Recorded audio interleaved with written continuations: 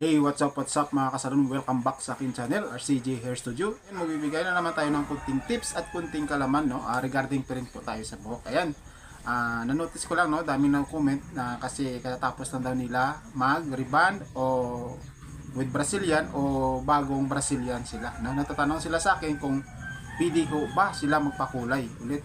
Kakapariban lang nila at Brazilian. Ayan, sasagutin natin yan pero bago yan.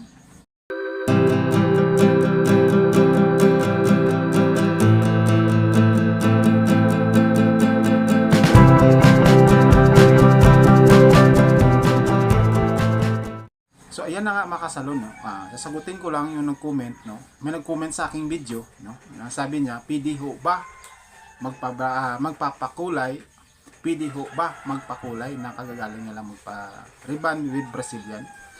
Ayan, siguro mga 1 week pa lang mga ganun. So ang masasabi ko dyan ay pwedeng-pwede naman po. Pwedeng-pwede naman talaga Tatalab pa rin po yan ang kulay na ilalagay mo sa buhok mo. Basta hindi ka lang nagpakulay ng black. Basta walang black yung buhok mo or walang blackening. Pero ang downside niya lang dyan guys ay simpre expect mo na po magda-dry po ulit yung buhok niyo. Magda-dry siya. Reband na with Brazilian nilagay niyo sa buhok niyo, yung Brazilian ay mawawala na po. Mawawala na siya ng bisa once na lalagyan niyo na siya ng hair color, ng kulay na gusto niyo. So yung reband, yung suit ng buhok mo, andyan pa rin yan. Pero expect nyo na po magda-dry po yung buhok nyo. Yung Brazilian na nilagay nyo sa buhok mo na dapat siya mag-smooth o mag-shiny, o ma-moisturize yung buhok nyo sa Brazilian ay mawawala na po. Babalik na din po siya sa pagka-dry ng buhok nyo. So ayan, sa nagtatanong dyan na kung pwede ikulay ang buhok niya sa katatapos sila mag-reband Brazilian ay pwede po. Pero may mga ano po diyan, may mga downside po diyan.